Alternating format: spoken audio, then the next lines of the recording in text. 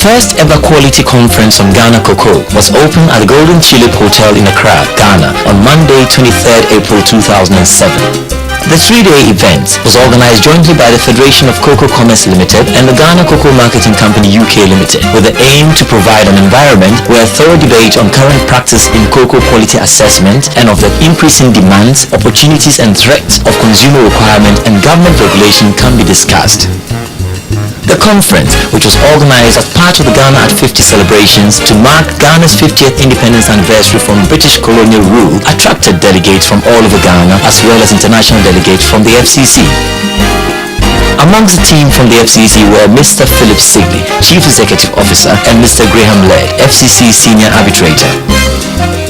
Also present at this opening ceremony was the Deputy Minister for Food and Agriculture, Honorable Clement Eledi, and Nana Dasibre Ekwamo-Boateng II, Chairman of the Board of Directors Ghana Cocoa Board, who was also the Chairman of the occasion.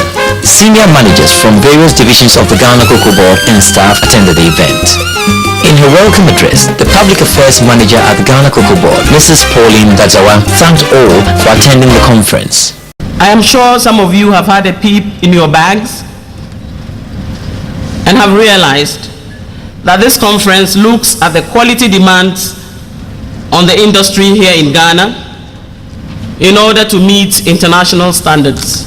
For us laymen, quality is many things to many people, and quality issues are continually taking center stage in delivery, whether it's that of service or goods, and the cocoa industry is no exception. Quality must be set against specific standards, acceptable globally to ensure some level of conformity.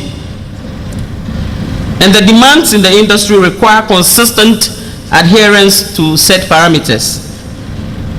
In this light, the conference, the first of its kind, could not have come at a more opportune time and in a more strategic country than Ghana. And for this, we are proud. Mrs. Dadzawa welcomed Nana Dasibre Ekwamo-Boateng II, Chairman of the Board of Directors of Ghana Cocoa Board and also the Chairman of the occasion, to give his welcome address. I think as Chairman for this function, it is incumbent on me to formally welcome you to this August function. And I'm very delighted to be chairing this function, mainly because it borders on cocoa quality. When it comes to the cocoa industry, Ghana's cocoa is widely acclaimed to be of premium quality, and I can assure you we are not going to compromise on that. Ghana Cocoa Board takes seriously the quality of cocoa that leaves the borders of Ghana, and therefore has constantly encouraged farmers and all other key persons in the cocoa chain to keep the good agronomic practices and adhere to quality control measures in their operations. As we celebrate 50 years of Ghana's independence, we are also delighted to celebrate 60 years of Cocoa Board's existence, with a view to working even harder to maintain the quality of Ghana's cocoa. I trust this is not going to be another talk shop, but a forum where you will all contribute meaningfully to deliberations and make informed decisions to promote the cocoa industry in Ghana. After Nana Ekwamo-Boateng's welcome address, the Deputy Chief Executive of the Ghana Cocoa Board, Mr. Tony Fofie, used the opportunity to outline the importance of having such a conference at a time when Ghana's production of cocoa is at its highest in history.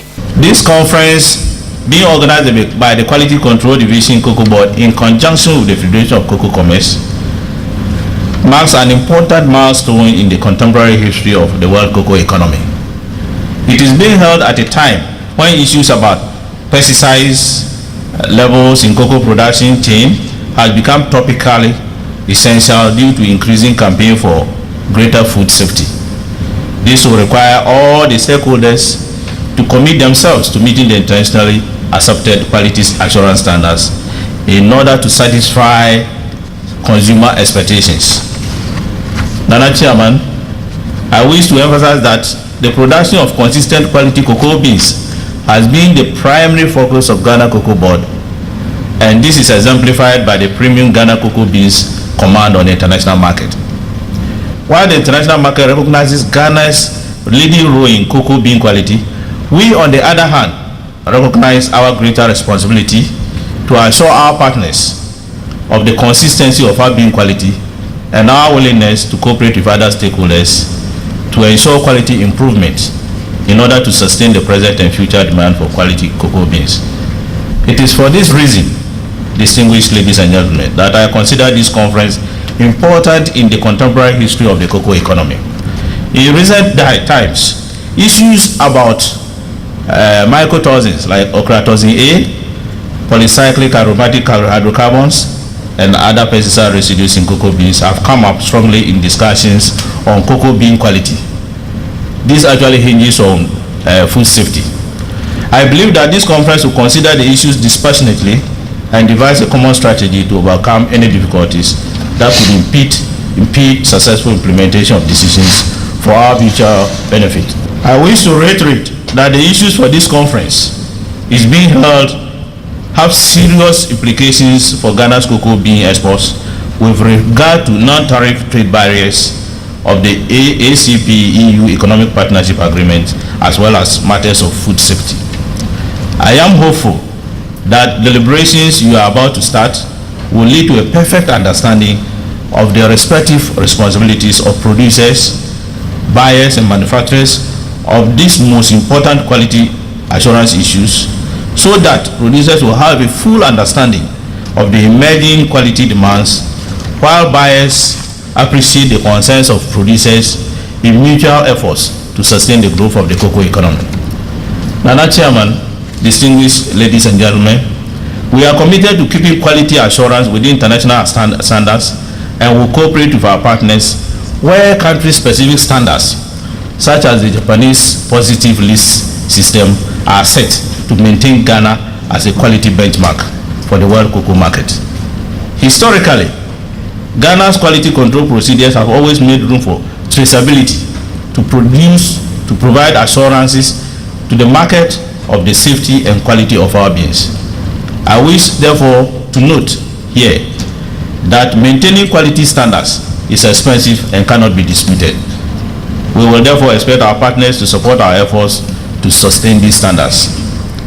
It is my hope that at the end of this conference, frontline quality control officers will be better equipped with information to handle the task of quality assurance effectively to meet the standards of international trade, and also buyers, chocolate manufacturers represented here will be convinced of our resolve to produce cocoa of merchantable quality, devoid of food safety and child labor concerns. The Chief Executive Officer of the Ghana Cocoa Board, Mr. Isaac Osei, also threw his support behind the importance of holding the Quality Conference for cocoa in Ghana. As a maxim, the quality of a product is critical in any transaction, economic or otherwise, to both the buyer as well as the seller. In the world cocoa trade, the quality of the produce has often fluctuated, and these days, especially as most countries have liberalized their marketing systems, quality has often fluctuated as everybody tries to get a piece of the action. But I must say that Ghana has, however, proved beyond all doubt that with effective and efficient structures in the marketing chain, the quality of cocoa can be maintained and indeed improved upon. This Quality Assurance Conference being held at this time is a true manifestation of the desire of Ghana Cocoa Board in particular, and our country Ghana in general, not to relinquish a hard-won accolade as the producer of the best quality bulk cocoa in the world. And while the quality of Ghana's cocoa has been a benchmark for assessing cocoa from other origins in the trade, the country now has to turn to our partners to assist in our capacity building efforts. This is all part of our efforts to achieve excellence, especially in the handling of post-harvest cocoa. We believe that this conference also provides us with a platform for necessary interaction with the Federation of Cocoa Commerce to enable us to acquaint ourselves with the various quality parameters. We are confident that our partners will appreciate our efforts. In Ghana, quality control assurance activities have strictly followed all the promulgated laws and legislative instruments, with administrative directives which appear to be even higher in standard than what pertains in the trade. For example, there are 3 quality checks in our country in the value chain, and this is mainly to assure ourselves that we can at every stage confirm the quality specifications that we have set for ourselves. Similarly, the use of appropriate insecticides and agrochemicals to control infestation at recommended doses is meant not only to reduce post-harvest losses, but also to ensure the safety of the produce from insect damage. Nana Chairman, ladies and gentlemen, the quality specifications being demanded by our partners put enormous burden on those of us who are operating in the industry in Ghana. Sometimes we think that it is unfortunate that prices and premiums for cocoa are often not commensurate with the efforts put in to produce top quality produce. I know that the prices are on the up at this time, but we know that there's a possibility of prices also going the other way. We think that as market fundamentals dictate prices, we should also look at how we can encompass quality of the produce, especially in the premiums that are paid for cocoa. In Ghana, efforts are advanced to increase productivity of both land and the farmer. And in this vein, Ghana Cocoa Board is planning the rehabilitation of our farmers training centers in our 18 cocoa stations throughout the country. This is part of the revival of our farmer field school concept. We are equally aware that such increases in productivity could also trigger quality issues. And while this conference will no doubt contribute to building the capacity of our staff, especially our frontline staff, it should also enable us to take adequate steps to address anticipated challenges. All of us know that chemical residue issues have become topical of late. But Ghana Cocoa Board does not want to be left behind. That is why we have initiated steps to set up 3 laboratories at our cocoa takeover centers at Kasi in Kumasi, in Takoradi, as well as the Tema Port. And in addition, we intend this year to re-equip our research institute, the Ghana Cocoa Research Institute, or Cocoa Research Institute of Ghana, CRIC, to enable CRIC to conduct analysis of chemical residues and issue certificates thereon. Nana Chairman, ladies and gentlemen, CRIC, as all of you know, is also seriously working on disease, pest and drought-resistant varieties of cocoa. This is our response not only to the emergence of a niche market for organic cocoa, but also to reduce the need for the excessive use of agrochemicals.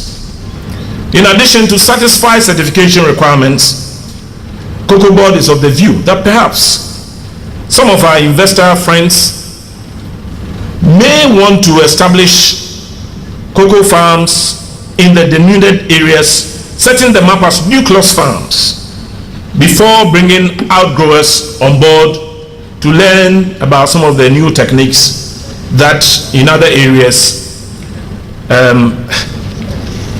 we're talking about today. On the issue of traceability, the current marketing system historically has a good element of traceability. Our system of grading and sealing enables us to identify exactly where we graded and sealed cocoa. And to conform to international standards, our policy could be fashioned out after these pilot schemes in place are evaluated. To our quality assurance staff participating in this conference, the challenge is yours. It is our hope that maximum benefits will be derived for better and improved performance. Cocoa Board will ensure that our staff and our people in the field are adequately resourced for better performance to enable them to build their capacity and do their work to the satisfaction not only of cocoa marketing company but also of our buyers throughout the world. Nana Chairman, our partners in the trade are assured that Ghana will continue to meet all quality specifications being demanded. But of course, we expect fair recompense for our efforts. To our local partners, the local buying companies, the hauliers, the warehouse providers, and especially our hard-working farmers, Cocoa Board salutes you for your efforts all this while in our collective contribution to the generation of revenue for development purposes in our country. Total quality of cocoa is dependent on your best practices. To our partners from the Federation of Cocoa Commerce and the trade, as well as our processors, let me say that you are all very welcome to this conference. It is our hope that you will taste the proverbial Ghanaian hospitality during your short stay. May I say thank you, and may you all have successful deliberations. Mr. Boati, Head of Quality Control Division, Ghana Cocoa Board, started the discussion with a presentation on quality control in Ghana. The Quality Control Division undertakes quality control of all marketable produce under the schedule of Ghana Cocoa Board, including cocoa beans. The introduction of quality standards and quality control dates back to the 1920s. In 1927, the then government encouraged voluntary inspection of cocoa. A Cocoa Industry Regulations Ordinance was enacted in 1934, which mandated trained staff to conduct compulsory examination of cocoa beans meant for export. In 1942, the Produce Inspection Division became the unit responsible for the inspection of cocoa in the country. In 1950, cocoa shipped to the US was rejected on account of insect infestation. Consequently, a company by name Pest Destruction West African Limited was engaged to undertake disinfestation services. In 1959, an insect control unit, ICU, was established by the Ghana Cocoa Marketing Board on the advice of the UK Ministry of Agriculture, Fisheries, Food and Tropical Products Institute to reduce costs and improve on disinfestation services. In 1965, a stored products entomology unit within the ICU was established to undertake research into the operations of the unit. In 1968, the Cocoa Industry Regulations Consolidation Decree, NLCD 278, was also passed. Cocoa Industry Legislation Instrument 1968, LI 598, was passed, detailing inspection procedures, punitive measures, etc. The LI 598 was amended as LI 713, prescribing stiffer sanctions against offenders in 1971. The ICU later became known as Infestation Control Department, ICD, of the Ghana Cocoa Marketing Board. In 1991, under Cocoa Board revitalization exercise, PID and ICD were merged for the second time into a new division and named Quality Control Division, QCD. So that is the history of quality control in Ghana. Quality Control Division operates under the following regulations and laws: Cocoa Board Law 1984, PNDC Law 81, Cocoa Industry Consolidated Regulations Decree 1968, NLCD 278, Cocoa Industry Regulations 1968, LI 598, Rules and Regulations of the introduction of competition into the internal marketing of cocoa, and administrative directives issued by Cocoa Board and management of the division from time to time. The mission of Quality Control Division: to develop and provide systematic strategies that will ensure the supply of the best grade cocoa, coffee and shea nuts both on the local and international markets.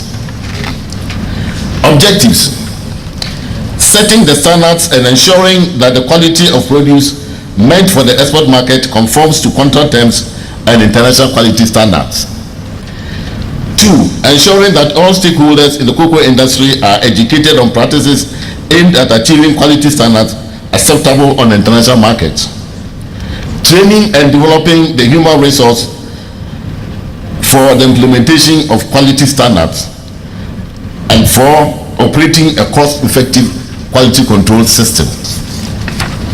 Cocoa beans, generally, in addition to any specified quality terms, the cocoa parcel shall contain beans which shall reasonably be 1. Uniform in size, 2. Uniform in fermentation, 3. Dry, 4. Homogeneous in all other respects, and the parcel shall be virtually free from foreign matter, adulteration, contamination, live insects, rodents, and other type of infestation, and the beans should be fit for the production of foodstuffs. Procedure for quality assessment in the international market. The bean count. Residue, foreign matter, flat beans, and any bean clusters shall be removed from a test sample of 600 grams and then weighed and replaced by an equivalent weight of the whole beans taken randomly from the remainder of the test. The total number of beans in the test sample shall then be counted, and the bean count shall be expressed by the number of beans per 100 grams. Waste. The sample is weighed, mixed, and then sieved through a stream of 5 mm minimum and maximum round holes in diameter. The quantity passing through the sieves is collected, weighed, and expressed as a percentage of the whole sample. Waste exceeding 1.5% of the weight of the sample attracts an award. Bean size is defined by the bean count and normally expressed by beans per 100 grams, up to 100 per 100 grams, and 101 to 120 per 100 grams. Bean count in excess of 120 per 100 grams will obviously attract an award. The cut test. 300 beans from the test sample shall be cut lengthwise through the middle so that the maximum cut surface of the cotyledons can be examined by the naked eye.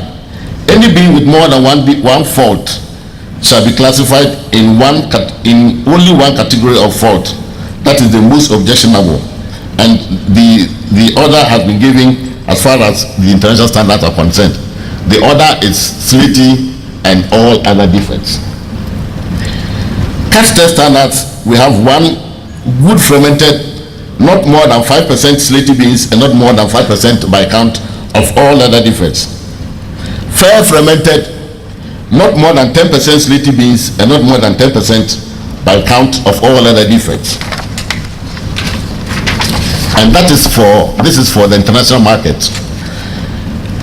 Quality assurance in Ghana. The guiding principle in quality control has been fashioned on the model ordinance and the code of practice as approved by the Food and Agriculture Organization. Quality control activities are carried out by QCD as follows. 1. Inspection, grading, sealing, certification of cocoa. Facilities at upcountry centers and the ports where such activities normally take place conform to conditions prescribed in section 11 of the Cocoa Industry Regulations 1968, NLCD 589. 2. Disinfestation operations, and 3. Scientific research activities to support the above operations. Cocoa grades in Ghana. Cocoa is subjected to purity tests to determine the grades. Prescribed grades are grade 1, grade 2, and substandard. All cocoa of merchantable quality should be well fermented, thoroughly dry, free from smoky beans, free from abnormal and foreign orders, and free from any evidence of adulteration. The cocoa must also be reasonably free from living insects, uniform in size, free from broken beans, fragments and pieces of shell, and virtually free from foreign matter. Specifications for the grades are as follows. Grade 1, not more than 3% by count of moldy beans, not more than 3% by count of slaty beans, and not more than 3% by count of all other defects. Grade 2, 4%, not more than 4% of moldy beans, not more than 8% of slaty beans, and not more than 6% of all other defects. And substandard, any cocoa which fails to reach grade 2 is considered as substandard. In Ghana, the decreasing order of gravity is as follows: moldy beans, slaty beans, and insect damaged beans, germinated beans, and flat beans, and etc. The catch test examination is used to determine the purity of the cocoa parcel. Cocoa quality checked at up-country centers is further rechecked at the ports on arrival and prior to shipment to ensure that all exports conform to international quality standards. Over the years, the greater percentage of cocoa exported from Ghana has been of grade 1 quality, as presented in Fig 1. The exception, however, was in 2004, 2005, 2005-2006 crop years, during which an unprecedented incidence of purple beans resulted in a higher percentage of grade 2 cocoa than grade 1 as depicted in Fig 1. Nana Chairman, during the period, purple bean was reclassified as a defect as a means to improve upon fermentation practices. The adopted grades of cocoa were as follows: grade 1, not more than 3% moldy beans, not more than 3% slaty beans, not more than 3% all other defects, and not more than 20% purple beans. Grade 2, not more than 4% moldy beans, not more than 8% slaty beans, not more than 6% other defects, and not more than 30% purple beans. Then we introduce a new grade, grade 2 with a dot.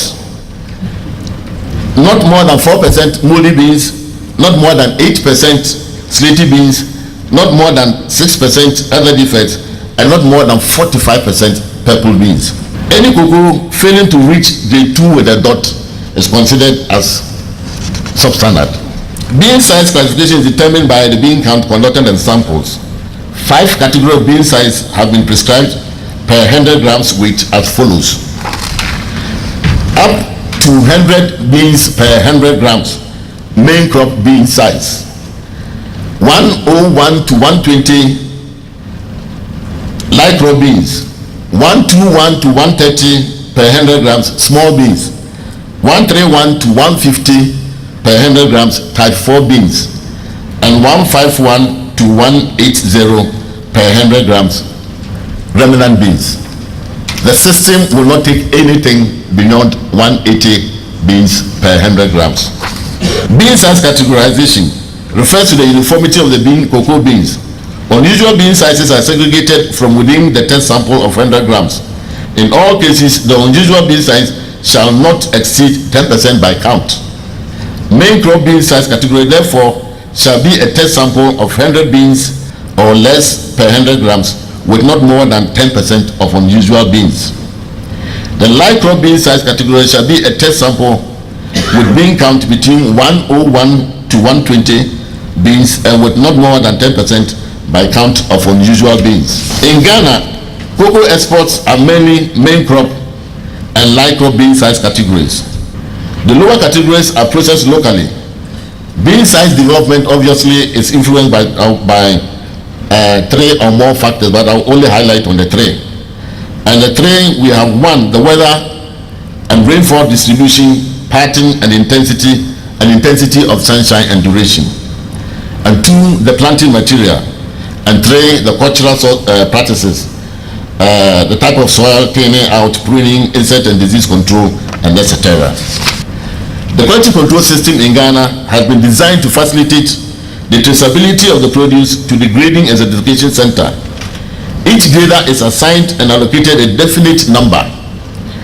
During the grading of cocoa, the number is embossed on metallic seals, which are later attached to the bags of cocoa after the produce is found to be food worthy. Seals for use are prescribed on monthly basis. The grader indicates the batch number on the bags of cocoa. The bag of cocoa, in addition to the grade marks and the batch number, will indicate the society code, which we normally refer to as the drop marks, below the inscription "Produce of Ghana." Thus, with the society code and the grader's number on the seal, the produce can be traced to the center of certification. This procedure has informed the division of the focus of our education programs together with sanctions for any offending party. Disinfestation activities. These are carried out as follows: spraying of empty sheds with approved water-based insecticides to eliminate residual infestation, and 2, regular fogging of sheds stocked with produce to suppress insect population. 4,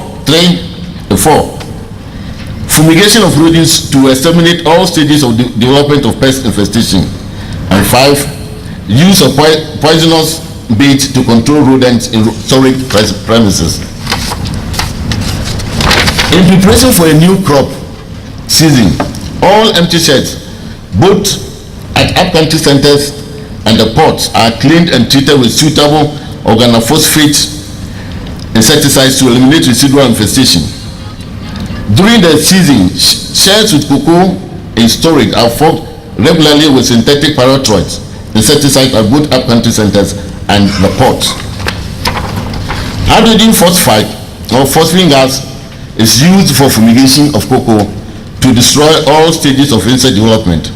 This is done prior to shipment to render all consignment insect-free, and in extreme cases to reduce further deterioration in quality of heavily infested produce and to check cross-infestation within warehouses. Rodent control in all storage premises with appropriate rodenticide is undertaken routinely to prevent damage and contamination of cocoa by rats and other rodents.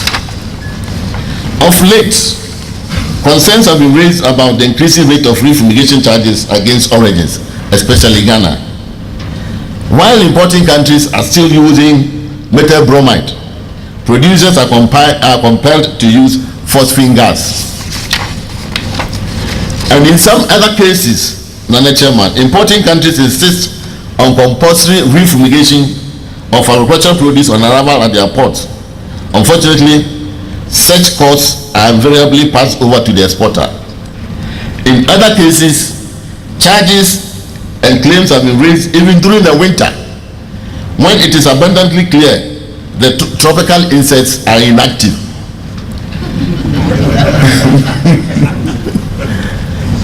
Such frustrations do not only result in loss of revenue, but render our hard efforts to produce insect-free produce at exorbitant cost worthless. Our research department has adopted the following to prove the genuineness of such refumigation claims. Reference samples of all cocoa exports are kept and examined for dryness, bean count, purity, FFA levels, fat content, etc., for a stated period. Samples of cocoa bags fumigated and used in all exports are cultured over a period to determine the presence of eggs of insects and level of infestation. Reference samples of all cocoa exports are examined for level of infestation over a stated period. We will expect future claims to be fair and very genuine. Scientific research activities. In support of the quality control activities, the research department of QCD carries out investigations into various storage problems that exist in the field to find solutions. Routine work at the department laboratory in Tema covers analysis of cocoa bean samples collected from the field for the purpose of monitoring moisture level, FFA, bean size, infestation, and etc. Pesticide residue levels, the presence of mycotoxins, etc., in accordance with guidelines issued by International Cocoa Organization Codes Alimentarios Commission, will soon be carried out by the division. Chemical residues. Concerns have been raised about permissible chemical residues in cocoa beans. While physical characteristics have been the basis for quality parameters, this appears to be giving way to chemical analysis, which not only overburdens the producer, but also reduces the expected revenue since cost of production of good quality produce becomes very high. In Ghana, capacity building for agrochemical residue analysis in the cocoa industry is in the embryonic stage. However, the Ghana Standards Board has supported the industry in determining maximum residue levels in cocoa beans. Efforts have been initiated, as my chief executive said, efforts have been initiated to procure the relevant GCMC and HPLC equipment to determine maximum residue levels at Katse, Tema, Takoradi, and Creek. Cultural practices are being reviewed with the aim of using approved chemicals at the correct dosages and rates. Farmers are also being educated on the harmful effects of the use of unapproved chemicals to control diseases and pests, and research is being conducted into the production of disease and pests and drought-resistant cocoa varieties. Nana Chairman, other stakeholders' contribution to quality control. Researchers. Research is fundamental to the quality and quality control and should cover both pre- and post-harvest activities. Craig has been very successful in developing good planting materials and good cultural practices acceptable to the consumer and adaptable by the farmer. Quality control systems should be proactive in ensuring that the appropriate quality standards are introduced, regularly reviewed, and properly implemented. After Mr. Boatsi's presentation, Mr. Philip Sigley, the CEO of the Federation of Cocoa Commerce Limited, gave a presentation on an introduction to the FCC and the International Cocoa Contract. Now, you might wonder what this strange organisation based in London does, but basically I think we all share with you the same concerns, and that's why our objectives are as set out here: to promote, protect and regulate the trade in cocoa beans and cocoa products, and to support and protect the status and interests of all persons who are engaged therein. Now, these principles are the bedrock of what we've always done, and I think really do also underpin this particular conference. The other key objective is to establish uniformity of commercial practice in the world of cocoa, and again that is established through the Contracts and Arbitration Service. And we also seek to develop international aspects of the Federation by strengthening links with other associations and organisations around the world. Now, what is the FCC? Well, it is, we believe, a forum for the whole cocoa market. It's an international contract authority. Many thousands of tons of cocoa are traded on our contracts, and the arbitration centre is obviously fundamental to how that contract operates and how contract parties behave between themselves. We have an 18-member strong council, 6 drawn from the trade, 4 from industry, 4 from producing country representatives, and 4 non-voting, which are the ancillary services, the logistics services, insurance, banks, and so on. We interface with the government, donors and other third parties with cocoa market interests. Our future strategy is to build upon the solid and diverse international base to continue to provide appropriate and equitable commercial contract and arbitration services to the cocoa trade. And I can tell you that, having sat on the contracts committee, the fights that we have where the equitable nature of clauses drives you to despair. But the interesting thing is there really is a cross-section of views, and everybody really tries to find what is an equitable solution. And I think certainly CMC and the guys in Ghana Cocoa Board are aware of some of the battles that we've had, but at the end of the day, usually a very, very practical and fair solution has been derived. We also seek to strengthen links with other organisations with a common interest in cocoa, and that will be the chocolate industry associations, the processor associations, maybe with the USAID people on the Sustainable Tree Crop Programme, the Global Issues Group, and others, too numerous to mention, as they say. But we do try and maintain and enhance the good image of cocoa and to work with others to protect the trade against those who may seek to bring it into disrepute. Even today we've got yet another Channel 4 programme in the UK where they're talking about blood chocolate, which is to do with arms being funded by the trade in cocoa and things like this, which does a great disservice to the many hard-working farmers around, where if somebody tries to marginalise cocoa or to bring out the adverse effects just for sensational press, then there is a certain responsibility there which is being largely abused. In terms of the fair trade versus mainstream, it's one of my seems to be one of my fortes these days to be asked to speak on that. But of course, fair trade is deemed by many who are, let's say, not aware of the complexity of the cocoa market. They choose to try and persuade consumers just to buy from sources that come through particular audit trails, audit regimes. And there's a lot of education there to persuade people to think about the wider issues. I'm not going to go into that today. I did make a presentation on this for the Ghana Cocoa at 50 in London on March 9th, and that presentation, I think, is on our website.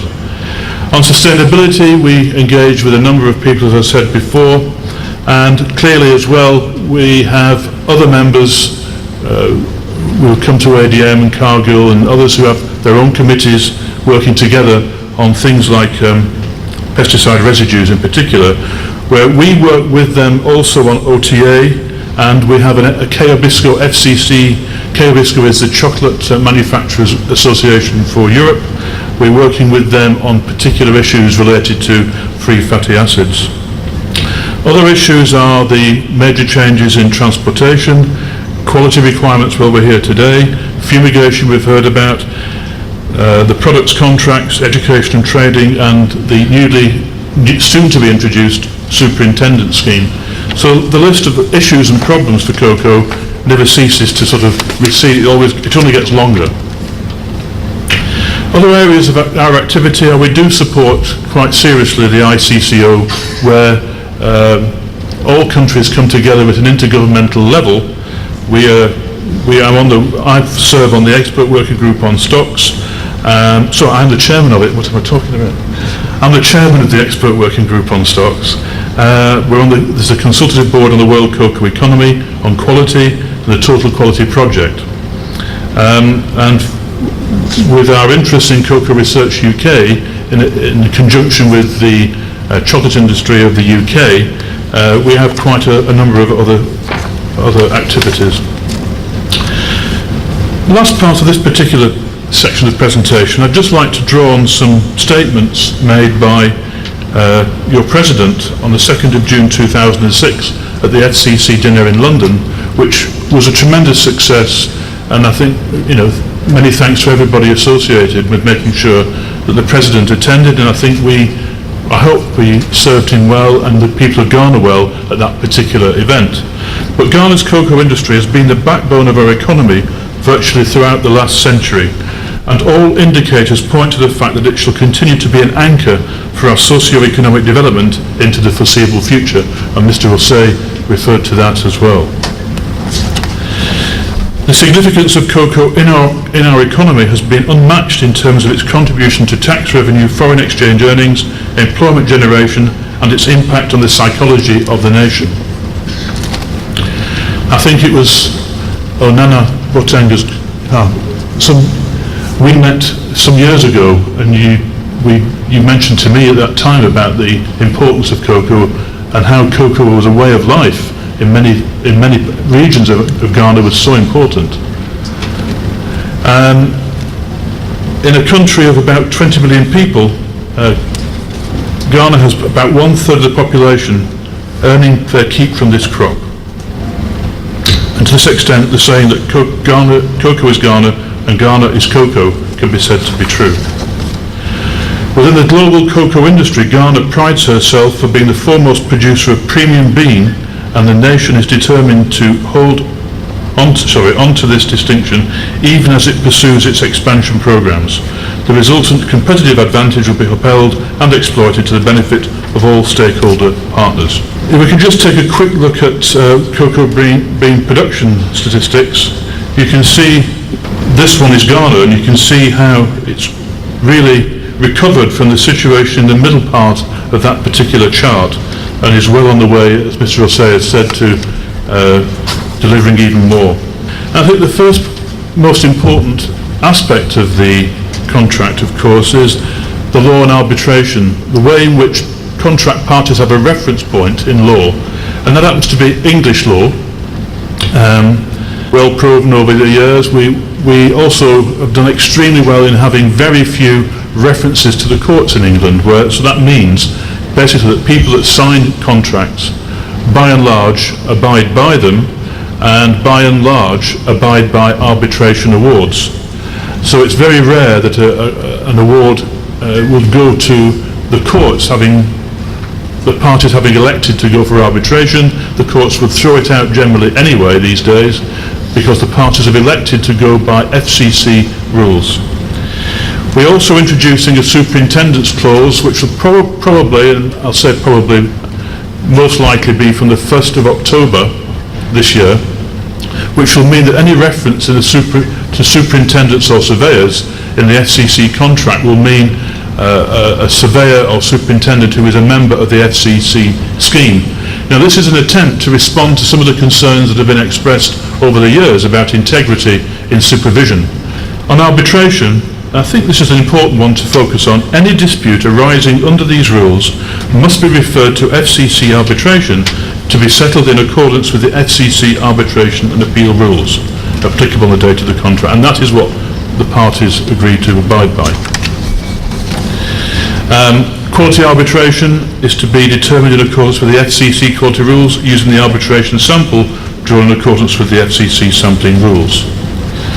And in the time limits, the buyer shall notify the seller as soon as possible of any claim for inferiority of quality, and in any case no later than 28 days from the final day of landing.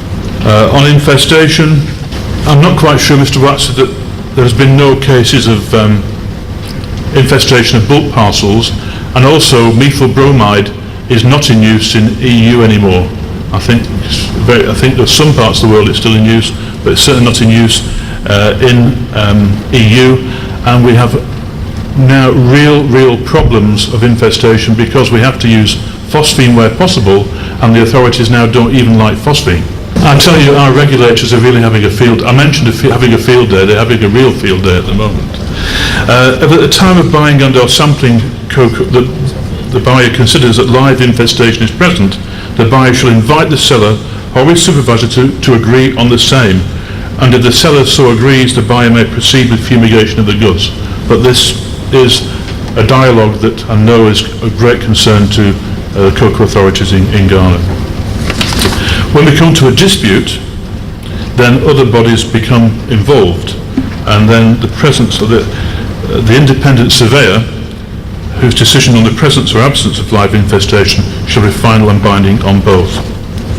And then, of course, the nasty issue of costs.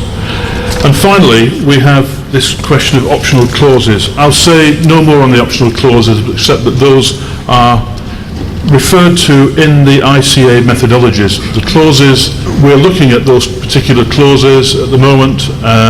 There is some demand to include them in our contract as optional clauses. And the methodologies to go with those will be found in the document International Confectionery Association methodologies. Mr. Graham Laird, FCC Senior Arbitrator, closed the day's discussion with a presentation on an overview of standard parameters and quality arbitration. I must say, when I was first asked by Phil to make this presentation, indeed the first time I was told by Phil that the Ghana cocoa industry wanted to have a conference on quality considerations in Ghana, I was a little bit bemused. I felt a little bit like a garage mechanic being dragged out of my garage to go in front of the board of directors of Rolls-Royce and tell them how to make a good car. I think, as everyone has said here so far, and I can only repeat it, Ghana cocoa is a superb product. It's something that you should all be very proud of. I know you work very hard at it, and it's greatly appreciated in the market in general. But thinking about this, why we were actually asked to do this presentation, to do this conference with you, started thinking about it a little bit more, and I realized, well, Rolls-Royce cars can break down. Mine does all the time. What happens if the quality slips? I think this conference allows us to meet with you and explain to you what we do at the FCC. Phil has tackled some of those issues already. More importantly, I think it allows some of our industry representatives here to explain to you why it's so important to maintain these standards, why it's so important to make sure that Ghana Cocoa continues to be the benchmark of quality in the cocoa world. Let's all bear in mind that cocoa is essentially made to make chocolate. I'm sorry for this, Martin, I couldn't think of a better word. I said that cocoa chocolate ultimately is a luxury product. Martin said that's not true, I'm not quite sure. But what is for sure is that I think, despite what my children say, that the world will continue to revolve around its axis if people stop eating chocolate. We must therefore be on our guard against allowing standards to slip. And for this reason, I think the Cocoa Board, and the QCD in particular, is to be thanked and congratulated for having opened this invitation to all those present to actually explain to you a little bit about why this is so important. It's a work in progress, it will never end. The cocoa world is an evolving world, and I think, as I say, that you're to be congratulated for actually allowing us to come along and to allow this dialogue to continue. What is a contract? So again, I went to my kids' Oxford English Dictionary and looked up contract. There's the definition, and I think it's very, very apposite for what we're discussing today. A contract is a written or spoken agreement intended to be enforceable by law. Now, in the days where contracts were probably drawn up and written with quill pens on parchment and vellum, Phil will remember that, we had a written proof, a written trace of what was being contracted between two parties. However, with the passing of time, the verbal part has become more and more important. I remember my very first telephone conversation with the CMC when I did my first business over the telephone. It was an exciting day, and it's not that long ago. But of course, if you have a verbal contract, you have to confirm it. And if you don't confirm it, or you confirm it incorrectly, then you've got a very, very rich ground for potential disputes between the two parties. It's unlikely, it happens very seldom, mercifully, that a verbal agreement between two parties will actually be reneged upon, that someone will actually deny the existence of a contract. But what does happen, unfortunately, all too often, is the disagreement on the terms of the contract can come to light. In that case, when we do a contract between two parties, is that we have what's called a short-term contract, a short-form contract. And that short-form contract will refer purely to FCC terms. The FCC is a trade organization, a trade association, to protect and promote the interests of all those engaged in the cocoa business. And these include the definitions that we're all working to, dispute resolution, which is through the arbitration center, and importantly as well is the forum for discussion with a view to allow the continuous improvement of all those things. As I said before, our business is a work in progress. It's constantly changing. I could just cite the arrival of bulk shipments, for example, to prove how much the business has changed over the years.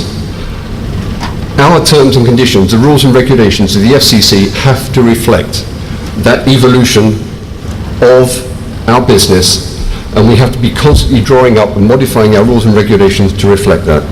Existence of a trade association like the FCC is basically to allow for a level playing field with people playing to the same rules. As means of an illustration to this, if you cast your mind back to the Olympic Games of 1900, when football was first played as a competitive sport, imagine that the national teams of England, the United States of America, Ireland, New Zealand and Australia all turned up to compete. However, there's a little bit of consternation. The English and the Irish thought they were playing with a round ball, The English only used their feet, the Irish were using their feet and their hands. The English team only had 11 players, bearing in mind that this was in the days when England could actually put together 11 international players capable of playing football. The Irish and the New Zealand teams fielded 15 players. Australia, well, they turned up with 18 players, plus 20 stretcher bearers and doctors. As for the American team, they turned up with a tiny oval ball, 46 players, umpteen coaches and medical staff, a truckload of body armour, a contingent of statisticians, and an army of pom-pom girls. That's them over there. And of course a set of rules which nobody else could understand, which allows the Americans to win everything. My point, I think, is fairly obvious. Confusion reigned because they were all playing to different rules. Trade associations exist to have a common set of rules so that we all know what game we're playing. And in order to enforce those rules, well, like in football, we need referees or arbitrators, and they intervene in the cases of dispute. But why arbitration? I think mainly the reason for arbitration, trade arbitration, to exist is that basically the courts of law around the world are increasingly snowed under with litigations of all type. Litigation is an increasing part of everyday modern life, unfortunately. I think there's some strange statistic that says that one person in New York is a lawyer and the other person is the wife. There's a lot of litigation going on in the world and it's getting more and more common. So the arbitration procedure was designed by courts of law to ease the burden on them. Arbitration by trade tribunals allows a fast-track economic resolution to disputes. The FCC has to be absolutely impartial and non-partisan. There have been accusations in the past, I believe, that the trade associations are only there to protect the manufacturers. They're only there to protect the trade. That is not so. The FCC is there to protect the interests of all its members, not one group more than another. So what types of arbitration do we cover at the FCC? Well, very simply, there's two. Quality, which is what we're here for the next few days, and then other than quality, that's to say technical, or relating to the contract itself. I should also note that cocoa products is a little side issue, which has its own separate rules and regulations, but they all refer back to the FCC. Getting down to the arbitration itself, and this is important. Well, in all cases under FCC regulations, there are 3 arbitrators per panel. 3 arbitrators, 3 referees, 3 judges, call them what you will. 3 per panel, and that is true for both what we say is first instance arbitrations and second instance arbitrations or appeals. These are the basics of arbitration under the FCC. Essential to understand, as I showed you on the previous slide, is that arbitrators are judges. They're not advocates. You won't have one arbitrator turning up to represent the interests of one person and one arbitrator turning up to protect the interests of the second person. We are there as 3 judges to judge inequity on the evidence which is submitted to us. And of course, for that to happen, the arbitrators must be impartial and have absolutely no involvement whatsoever in the dispute under consideration.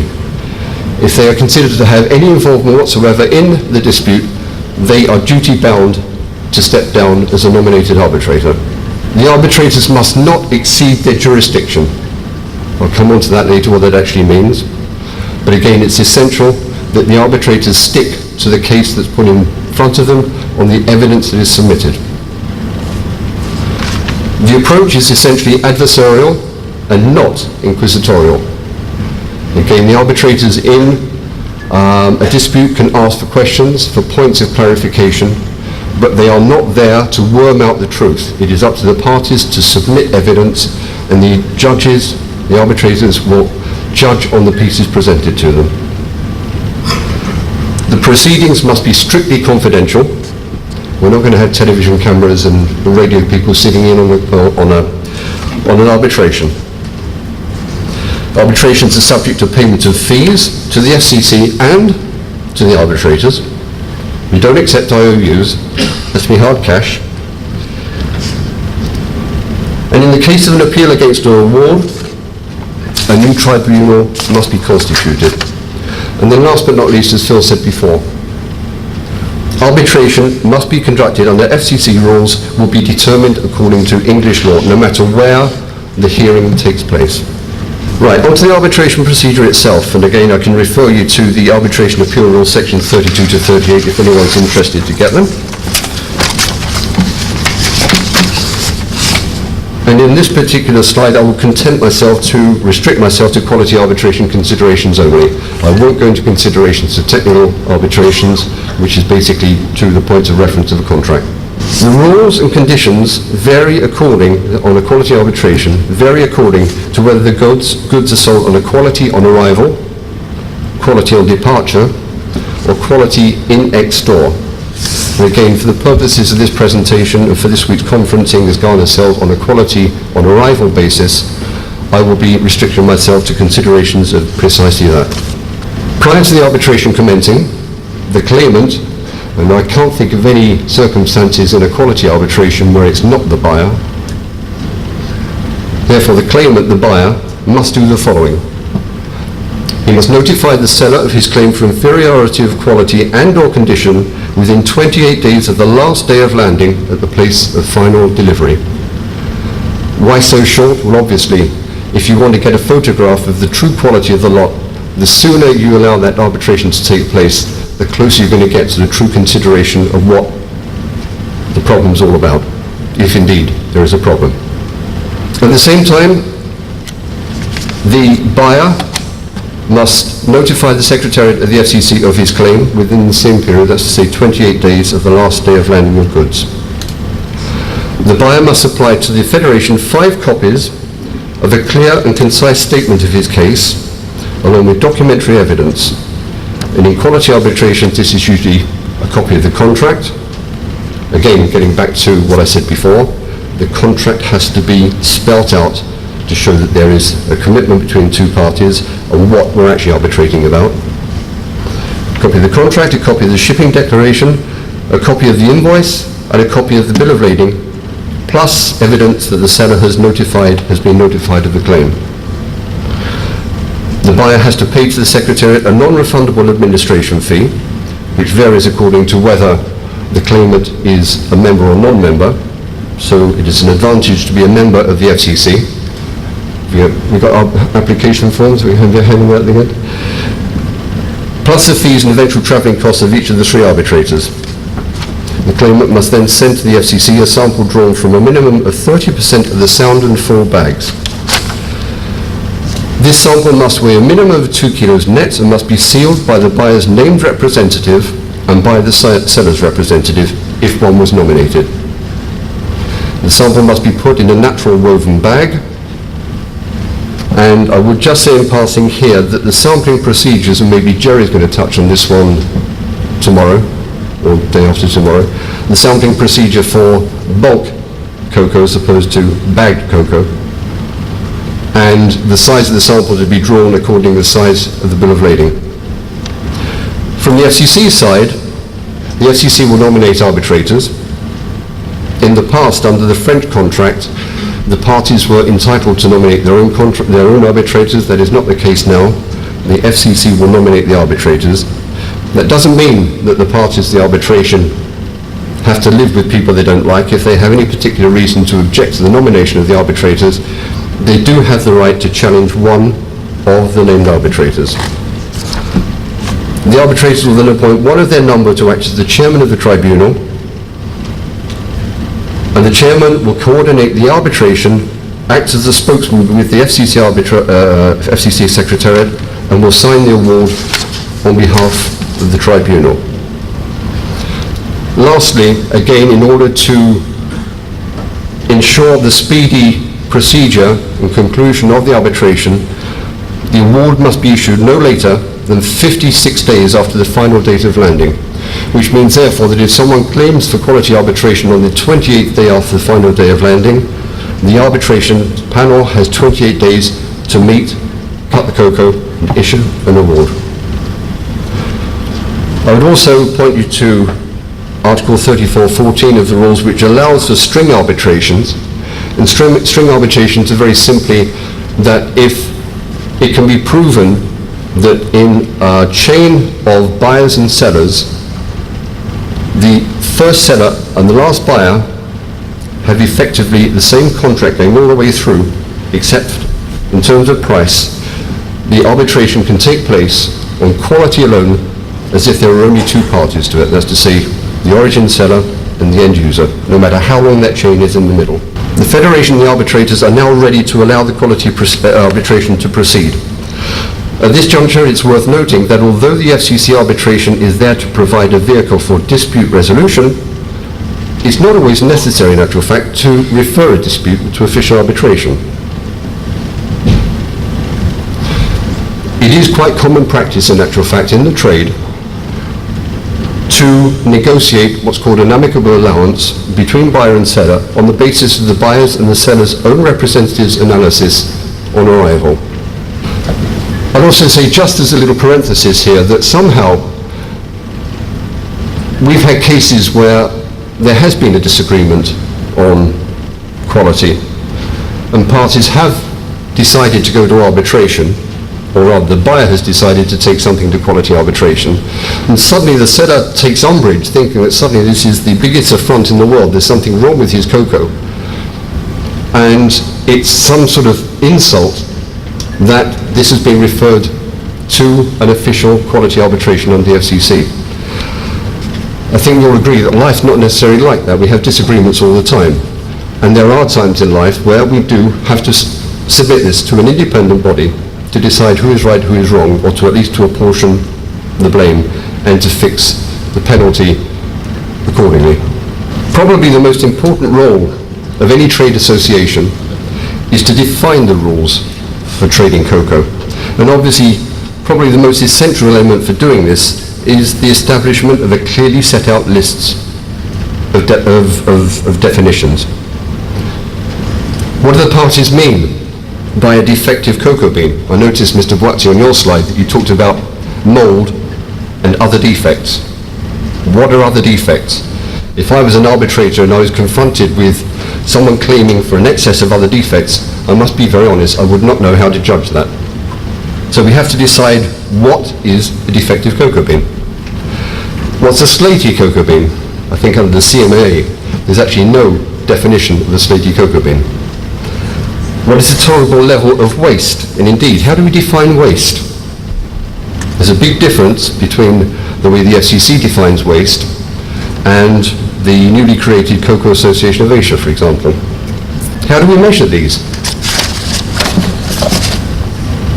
For information, in the handout notes that you have for this conference, there's going to be these different definitions clearly spelt out.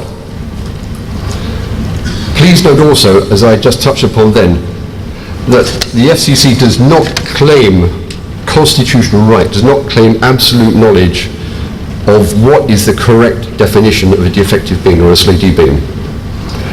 As I say, lots of different associations have lots of different definitions. But it's important to know that when you sign a contract under FCC terms, you are undertaking to accept the FCC definitions. So we now know, I hope at least, what we're talking about.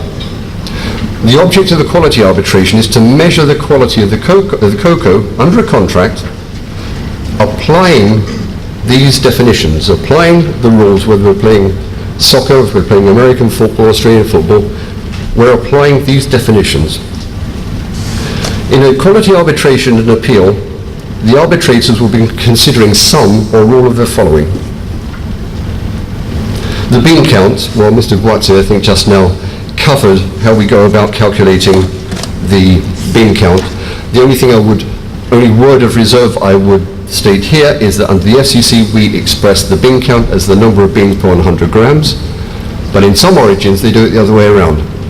They will actually express the bean count of the weight of 100 beans. We'll also be considering levels of flat beans, the general homogeneity of the parcel, important to know whether the parcel has been mixed or not, defective cocoa beans, and this will usually come under the denominations of good fermented and fair fermented. Similarly, levels of slaty beans under good fermented and fair fermented definitions, which we've already had.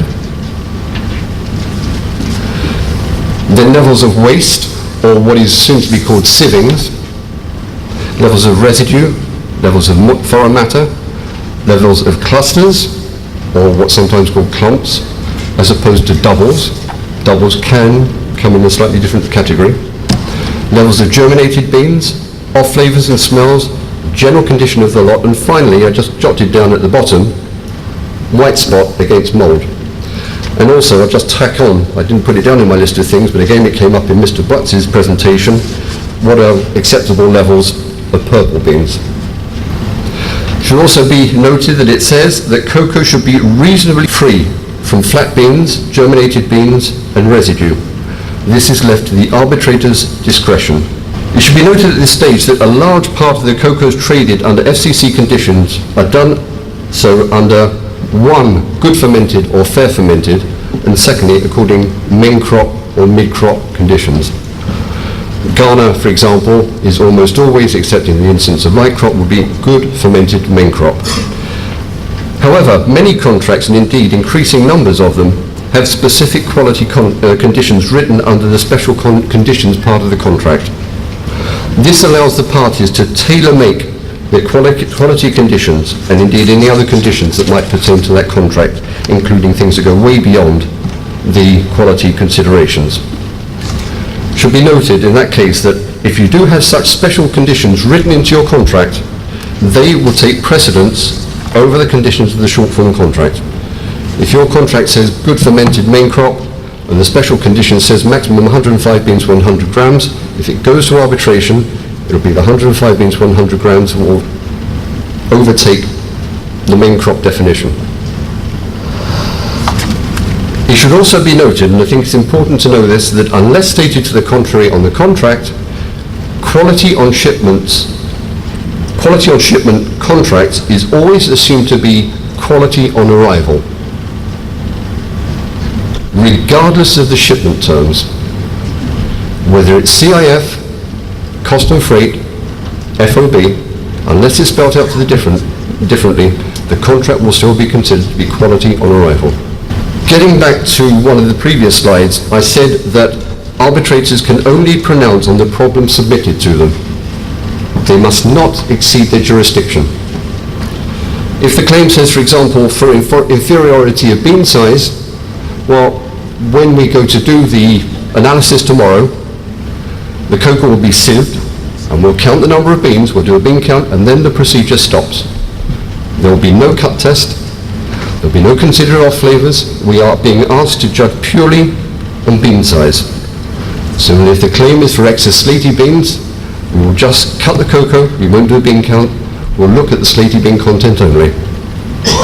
There's no arbitration discount for narrowing down the field of the claim. Claims will therefore normally say, for quality and bean count inferior to contract standards.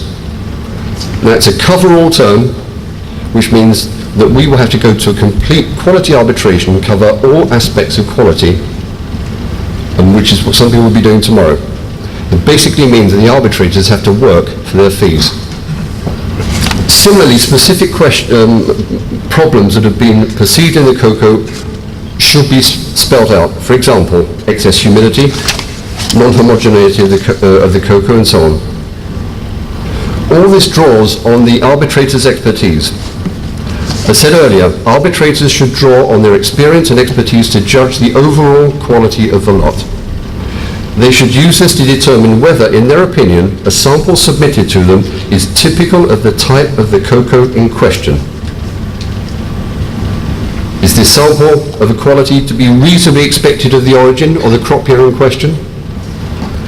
I believe there has been some misunderstanding in the past, in Ghana in particular, why quality arbitration awards against Ghana cocoa beans have at times appeared to be so severe. If I can just go back to my Rolls Royce for a minute. If I go and buy a Rolls-Royce and pay a substantial premium for my Rolls-Royce, I expect Rolls-Royce quality. Similarly, if buyers buy Ghana cocoa beans, they're expecting a premium quality cocoa because they're paying a premium for it.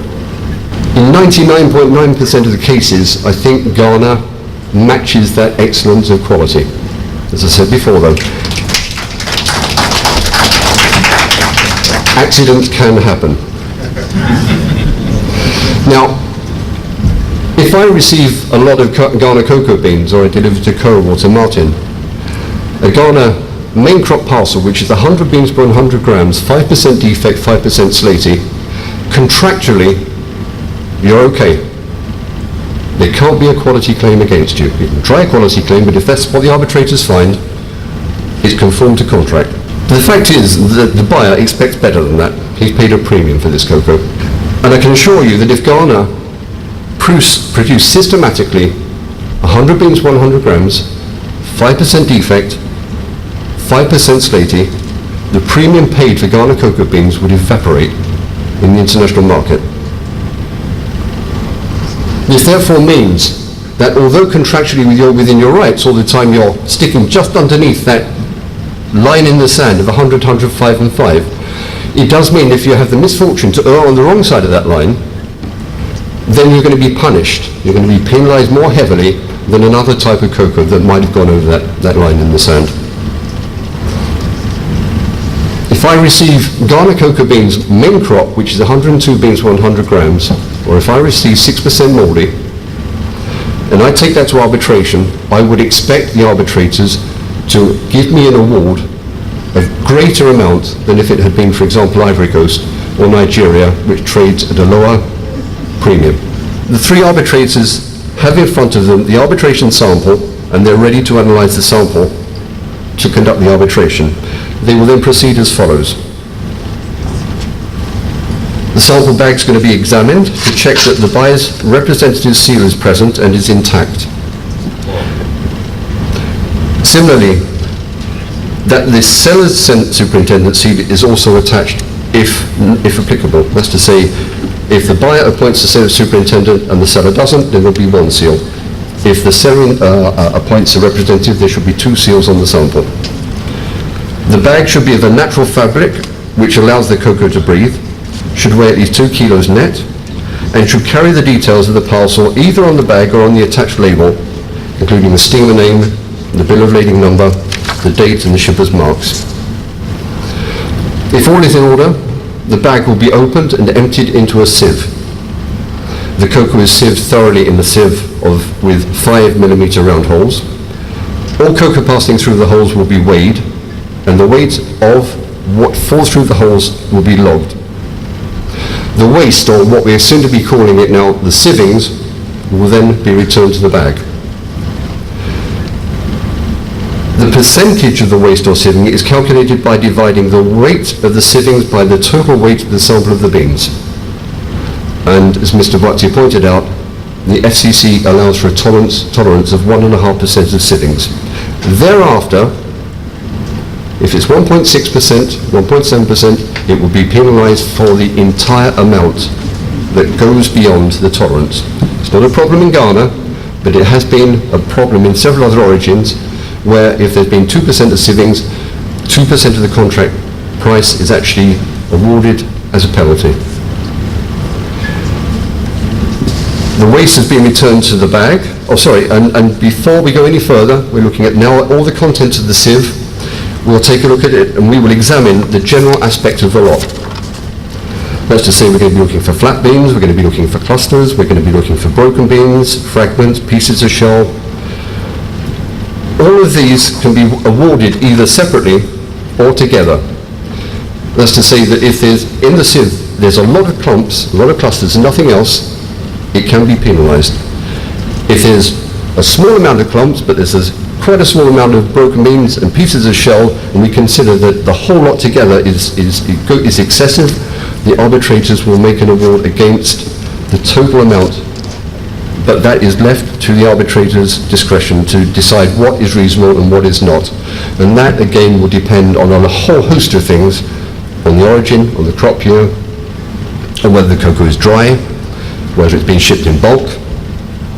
A lot of different things that will come in, also different parameters that will come in which will determine what the arbitrators will award or will not award on.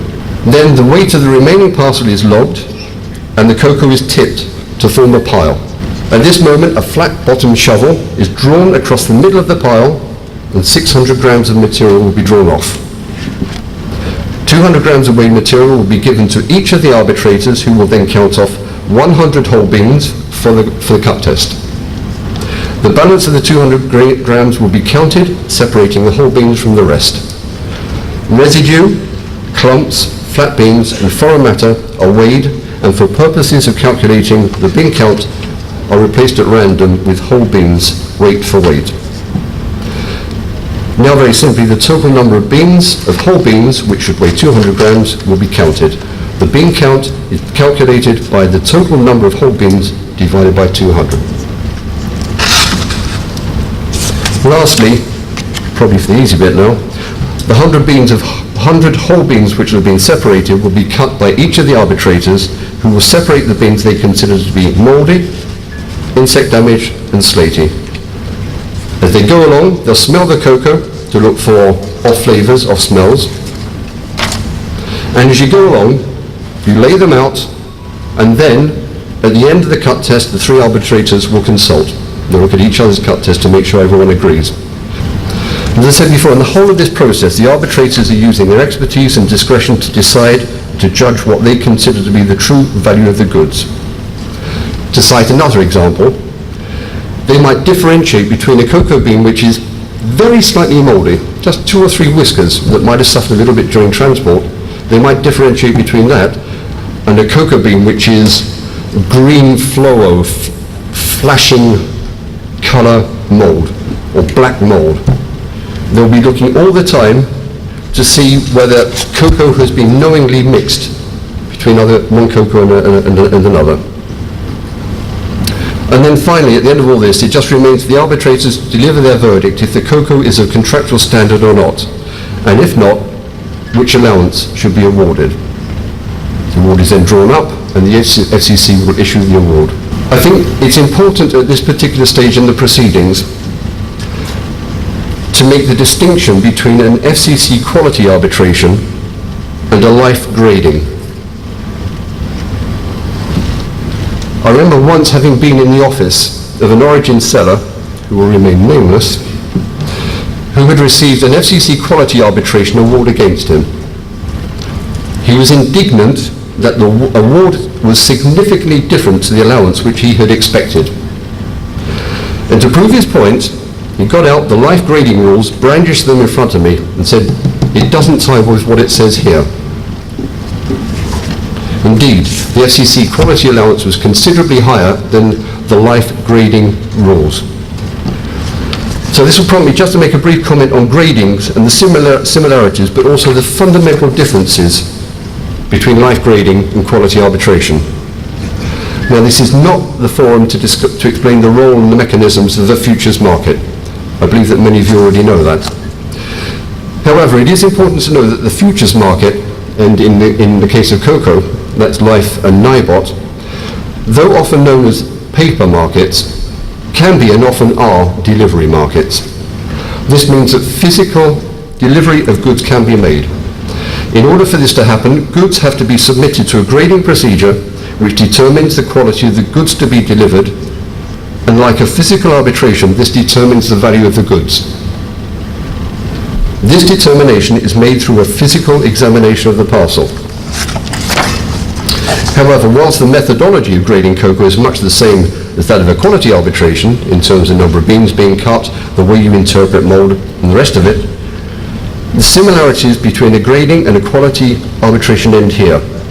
The grading procedure is almost a mechanical process.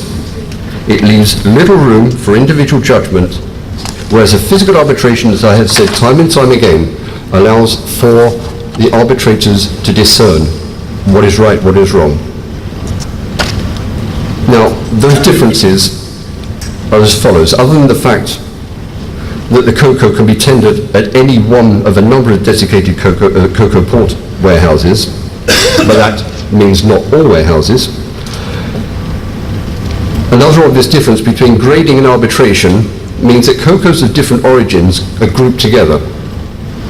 Ghana, for example, has the possible ignominy of being lumped into the same price bracket as Ivory Coast, Sierra Leone, worse still, Nigeria, West Samoa, Jamaica.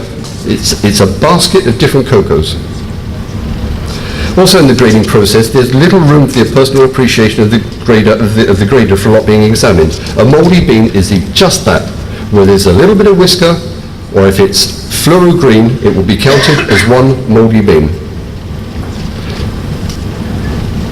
And there you have all the different things. There's no specific crop here, there's no specific quality, there's not a specific bean count, it's just you put cocoa into little pigeonholes. So that means, for example, that if we take a Nigeria from the 95-96 crop with a bean count of 99 beans per 100 grams and a mold content of 6%, it will be judged in exactly the same way as Ghana cocoa from the 05-06 crop with the same bean size and the same defect count. In no way does this reflect the commercial reality of things, and the allowances given in an FCC quality arbitration would be vastly different between two such parcels. Most of the FCC arbitrators present at this week's conference have also been live graders, and indeed Jim Green, who's with us here today, used to be the senior grader of life. So, to conclude, to wrap up, I seem to be talking a long time here.